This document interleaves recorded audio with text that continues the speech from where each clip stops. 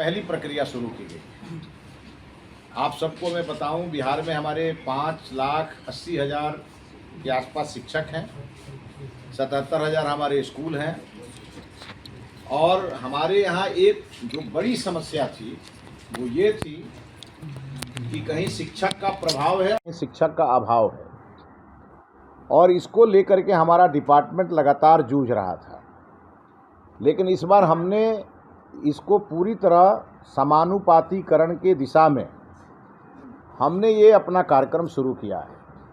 तो जो हमने नियमावली बनाते समय हमारे सामने समस्या थी कि शिक्षा विभाग की समस्या है, इसका समाधान कैसे हो। और जो एक्सेस टीचर का जो रेशियो है, मैं आपके सामने एक बार बताना चाहूँगा।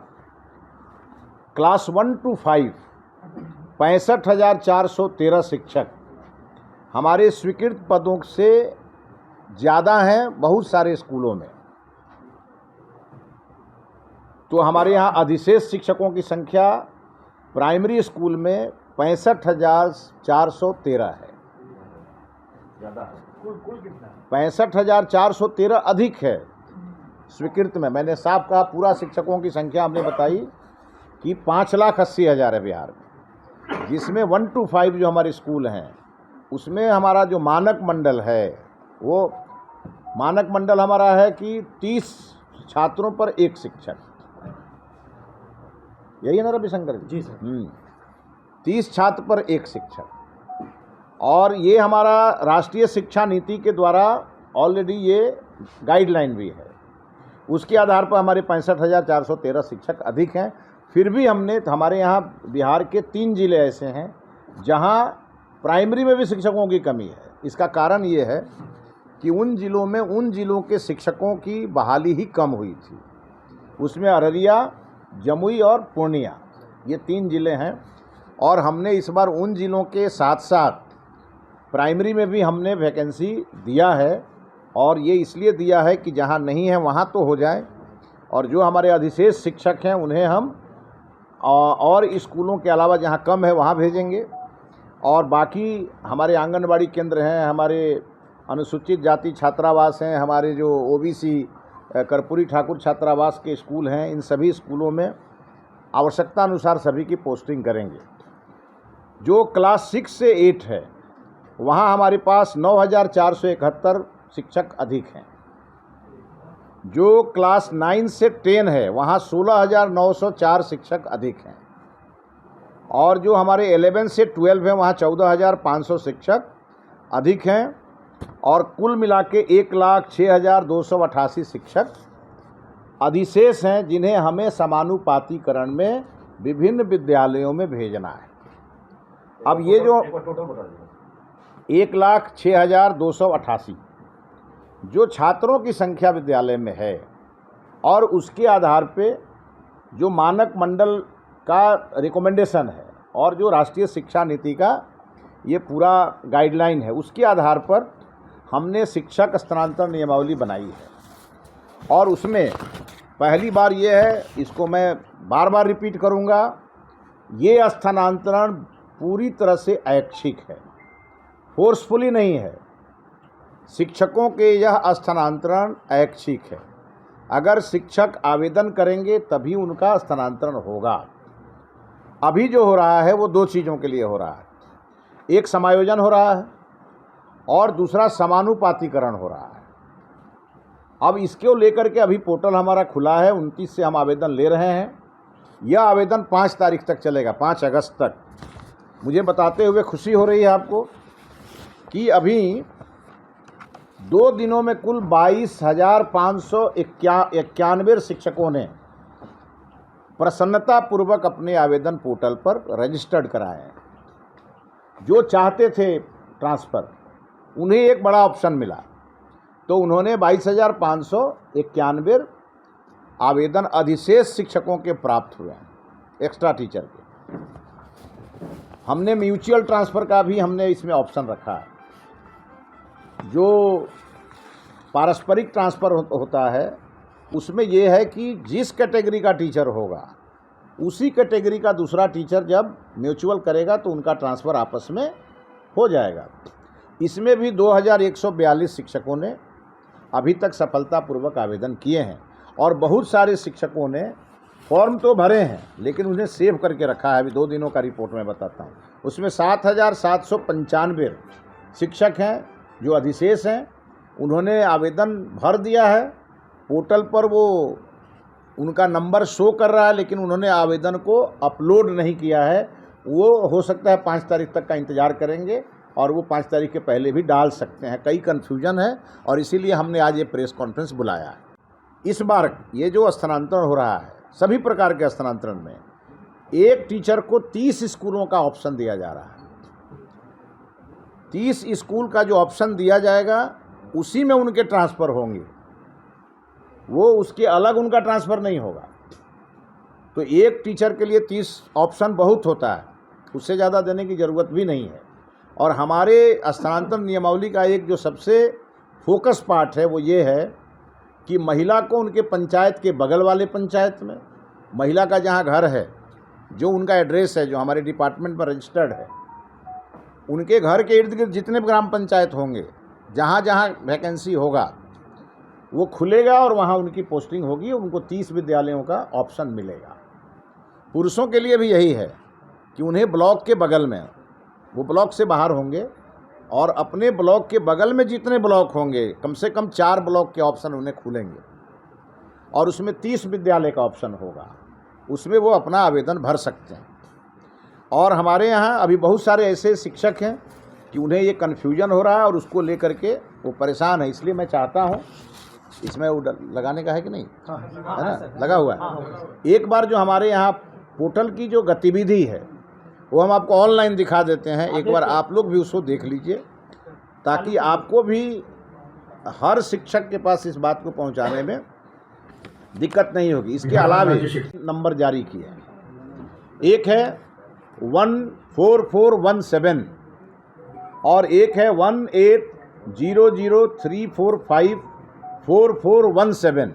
ये जो 2 नंबर है ये कमांड एंड कंट्रोल का नंबर है, जहाँ से ये पूरी प्रक्रिया पर कमांड हो रहा है हमारे सचिवालय से। बिहार 14417 और 18 दूसरा नंबर है। ये मैं फिर से स्पष्ट करता हूँ, एक नंबर 5 अंकों का है। ये हेल्पलाइन नंबर है। किसी भी शिक्षक को कोई अगर परेशानी हो रही है तो टोल फ्री नंबर मैं दे रहा हूँ। 5 अंकों का एक नंबर है 14417 और दूसरा नंबर है वो है 1800345417।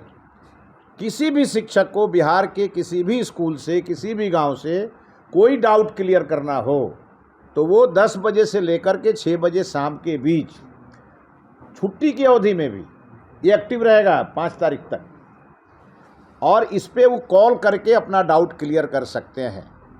दूसरा, जो ई शिक्षा पोर्टल है उसके लिए भी 2 नंबर जारी किए गए हैं। और ई शिक्षा पोर्टल नहीं चल रहा है, किसी प्रकार की परेशानी है, किसी का नहीं खुल रहा है, उसके डाउट क्लियर के लिए भी 2 नंबर हैं। एक नंबर है 9523300520 और दूसरा नंबर है 9430820499। ये व्यवस्था की गई है कि हमारे किसी शिक्षक को कोई भी परेशानी न हो। और बिहार सरकार के सभी विद्यालयों पर सरकार का बड़ा फोकस है। हम अपने हर विद्यालय में गुणवत्तापूर्ण शिक्षा देने के लिए हमारे हर प्रकार के शिक्षक हर विद्यालय में मानक मंडल के अनुसार हों। और शिक्षकों की जो परेशानी है कि अगर कोई सिवान का शिक्षक है वो जा कर के पूर्णिया में फंसा हुआ है, कोई हमारी महिला शिक्षिका हैं वो अगर गोपालगंज की हैं, मधेपुरा में है, किसी शिक्षक के परिवार में कोई बहुत सीरियस बीमार है और इसी को लेकर के हाफ डे की बात भी हो रही थी, तो हम लोगों ने ये तय किया है कि हर शिक्षक को उनके ज़िला में रखेंगे, डिस्ट्रिक्ट कैडर उनका बनाएंगे, वो उस ज़िला से बाहर कभी नहीं जाएंगे। और शिक्षक स्थानांतरण जो नियमावली हमारी है, हर 5 साल जब पूरा करेंगे शिक्षक तो अपने सेवा में 2 ही बार उनका स्थानांतरण होगा। ये पुरानी व्यवस्था थी लेकिन अब हर 5 साल पे हम लोग शिक्षकों के स्थानांतरण करेंगे। इसलिए करेंगे, शिक्षकों के लिए भी अच्छा होगा, दूसरे विद्यालय में जाएंगे तो उनके लिए भी नया जगह होगा, छात्रों के लिए भी नए फेस होंगे, और एक जगह रहने के कारण कई प्रकार की समस्याएं होने लगती है। और उसमें भी यही नियम रहेगा, महिला पंचायत से बाहर, वार्ड से बाहर और पुरुष ब्लॉक से बाहर। और ये सारी व्यवस्था बेहतर शिक्षा प्रणाली को चाक चौबंद करने के लिए है। शिक्षक समय से स्कूल पहुँचें, स्कूल बंद होने के बाद समय से घर चले जाएं, उन्हें भी परेशानी न हो और विद्यालय में वो प्रसन्नचित्त होकर के बच्चों को पढ़ाएं, इसको लेकर के है। पूरे कमिटमेंट के साथ हम शिक्षकों के स्थानांतरण इस बार कर रहे हैं ताकि ये समस्या ख़त्म हो। और बहुत सारे TRE 4 के जो छात्र हैं, अभ्यर्थी हैं, वो पैनिक होकर हमारे पास आ रहे हैं। उनको हम यही कहना चाहते हैं कि इस बार जो अधियाचना भेजने की तिथि हम लोगों ने जुलाई तय की थी, हमने 31 जुलाई के पहले ही भेज दिया। अब जो जिनका भी है कंसर्न है कि इस सब्जेक्ट में नहीं आया, उस भाषा में नहीं आया, उनसे हम यही कहेंगे अगले अधियाचना का इंतज़ार करिए। अब तो हम लोगों ने फिक्स कर दिया कि हम हर साल जुलाई महीने में अधियाचना भेजेंगे।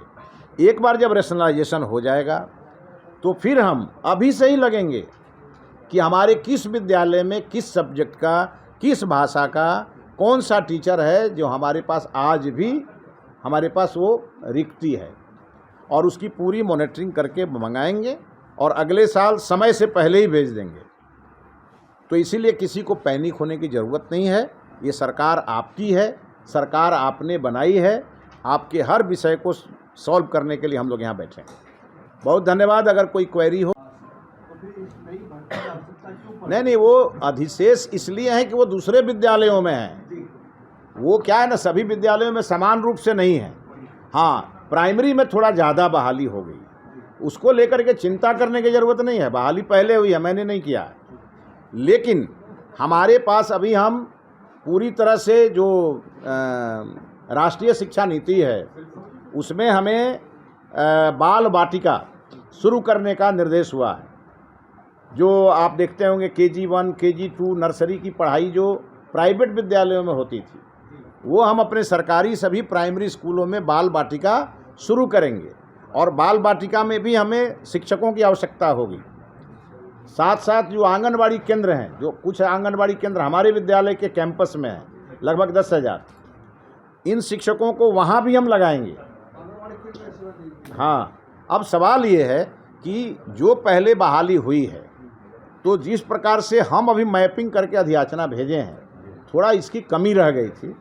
हम लोगों को रोज़गार भी मिलेगा, हमारे शिक्षक जितनी आवश्यकता है उतनी भर्ती भी हो हर साल।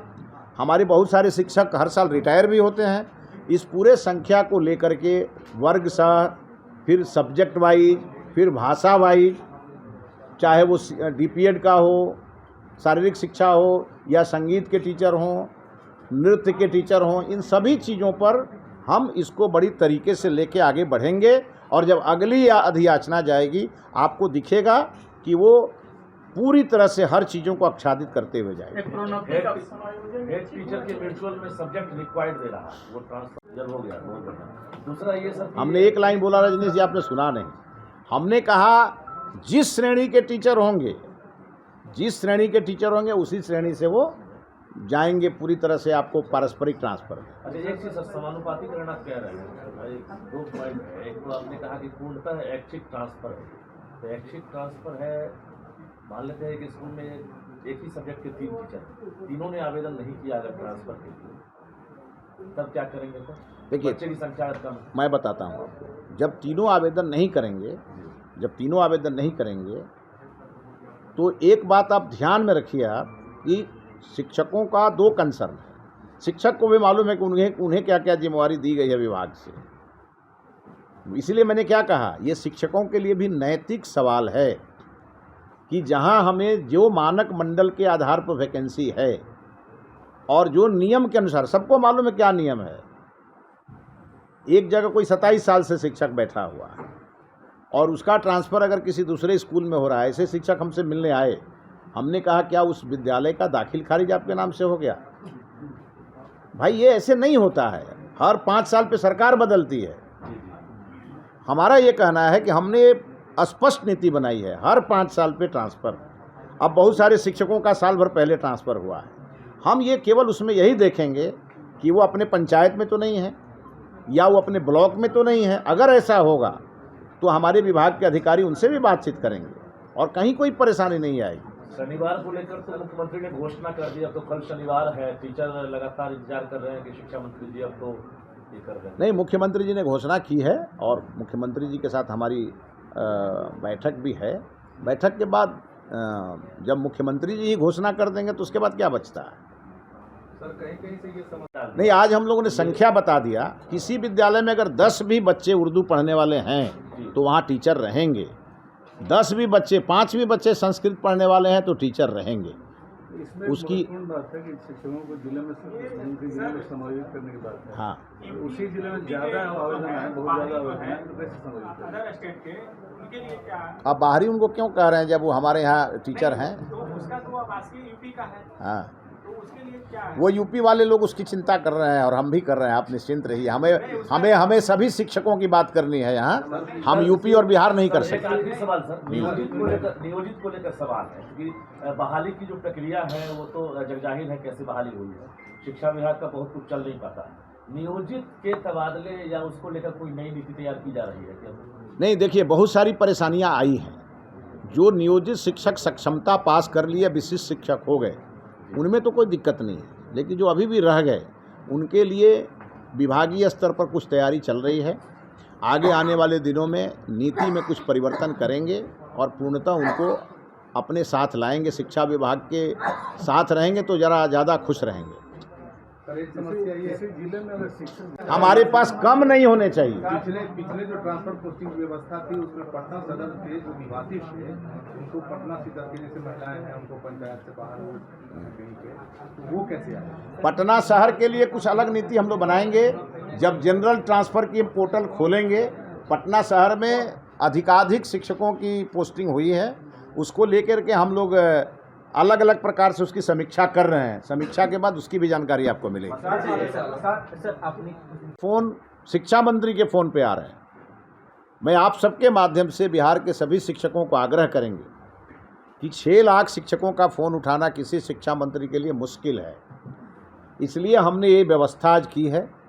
2 आपको टोल फ्री नंबर दिए हैं कि आपको किसी प्रकार की समस्या होगी आप रजिस्टर्ड करिएगा और आपको हमारे मंत्रालय से कोई ना कोई बात करके और आपके समस्या का समाधान करेगा। और दूसरा, ई शिक्षा पोर्टल से भी कोई समस्या होगी तो आप वो देंगे। रविशंकर जी हमारे बगल में बैठे हैं, ये ई शिक्षा पोर्टल को देखते हैं, ये इंचार्ज हैं और ये सारी समस्याओं का समाधान करेंगे। और हमने अभी कहा है 3 महीने तक, जब तक ये ट्रांसफ़र प्रक्रिया चलेगी, हर 2 दिनों पर हम रिव्यू लेंगे इसका। हमारे पास जितने फीडबैक आएंगे, हमारा जो सेंट्रल कमांड सेंटर है उससे भी प्रतिदिन मेरे पास शाम को 6 बजे हमारे पास एक फीडबैक आता है कि आज कितने लोगों के फ़ोन आए, उनके फ़ोन में क्वेश्चन क्या थे और उसका विभाग ने समाधान क्या किया। ये पूरा रिपोर्ट हमको आता है। तो इसको लेकर के हम हर 2 दिनों पर रिव्यू करेंगे।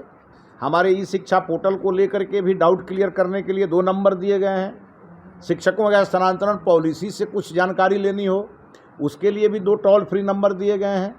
और साथ ही साथ मैं फिर रिपीट कर रहा हूं, हम लोगों ने इसकी समीक्षा की है और समायोजन में आया है उन जिलों को बहुत ज़बरदस्त फटकार लगाई गई। और जैसे सब लोग तो मनुष्य ही है ना, तो मनुष्य से छोटी मोटी गलती होती है, उसको सुधारने का अवसर दिया जाता है। और एक बात सबके ध्यान में आना चाहिए कि पोर्टल पर जो व्यवस्था है वो गड़बड़ नहीं होगी। इसीलिए हमने पोर्टल वाइज किया है। पूरी तरह से स्मार्ट ट्रांसफ़र की प्रक्रिया है ये। और दूसरी बात, जितने सब्जेक्ट, जैसे कई जगह उर्दू का, संस्कृत का विषय आ रहा है, तो यहाँ से स्पष्ट नीति चली गई है और ये डीओ को देखना है। और इसमें कुछ कुछ चीज़ें जो हमको लग रहा है कि इतने होने के बावजूद भी किसी को स्पष्टता नहीं है, तो 9 और 10 तारीख को हम लोगों ने बिहार के सभी 400 शिक्षा विभाग के अधिकारियों को बुलाया है पटना, और अधिवेशन भवन में 2 दिनों तक हम वर्कशॉप करने वाले हैं। और इन 2 दिनों में बहुत सारे मैटर के अलावा एक ये भी मैटर है कि पूरी तरह समायोजन कैसे ठीक से होगा, पारस्परिक ट्रांसफ़र कैसे होगा, और जनरल ट्रांसफ़र का जब पोर्टल खुलेगा तो जो लोग भी जनरल ट्रांसफ़र के कैटेगरी वाले इंतज़ार कर रहे हैं उनका निश्चित रूप से हो जाएगा। सबसे बड़ा सवाल यह है कि लोगों को परेशानी है, रहने वाले कहीं के और आज कहीं और हैं, तो किसी प्रकार की दिक्कत नहीं होने वाली। प्रोन्नति को लेकर भी कुछ प्लान है क्या आप लोग का? एक बैठे हैं सॉल्व करें। आपने भूमिहीन विद्यालयों की सूची मांगी थी। वो सब बताएंगे 11 तारीख को, एक बड़ा प्रेस कॉन्फ्रेंस करेंगे। 9 और 10 2 दिन हमारे सब ऑफिसर आएंगे, सबको कहा गया लिस्ट लेके आने के लिए। विद्यालय भवन में 4-4, 5-5 विद्यालय चलते हैं। 11 तारीख को सब बताएंगे आपको।